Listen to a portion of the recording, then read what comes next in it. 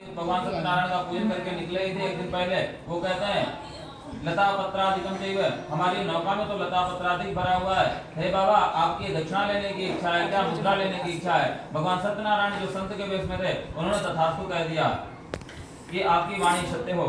जा मातरोजनम सत्वा सकासम तस्वा दृष्ट्वा दंतत्वा नत्वा प्रोवाशादरम प्रोवाचुद्रिम दंडिम बिलबंतम बिलोकिच मारो देशम ममद्वाक्यम मम पूजा बहिर्मुखा। दोनों ने जाकर के पुनः भगवान से प्रार्थना किया, आवाहनम न जानामि तवाचरम पूजाम चैव न जानामि क्षम्यताम परमेश्वर। हे प्रभु, आपकी माया से हम समस्त जगत मोहित हो रहा है, हम पर कृपा करें। भगवान ने पुनः तथास्तु कह दिया। सत्यम भवते वचा, जाकर के अपनी नौका में देखा जो उनकी सामग्री थी पुनः परिपूर्ण हो गई। दोनों अपने नगर के लिए निकले, अपने गांव के समीप में पहुंचे, नगर के समीप पहुंचे।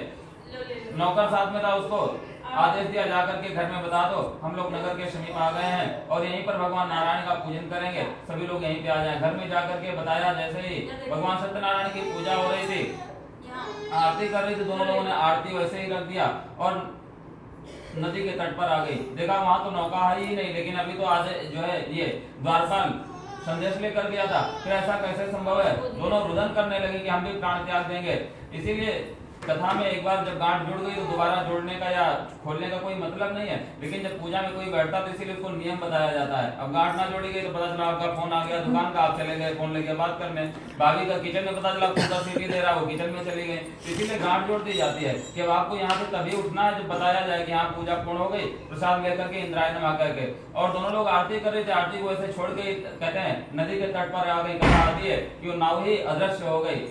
आकाशवाणी हुई कि आपने आरती और प्रसाद का त्याग किया है, आप जाकर के यज्ञ को पूर्ण करें, निश्चित ही कृपा प्राप्त होगी। श्री सत्यनारायण भगवान की जय।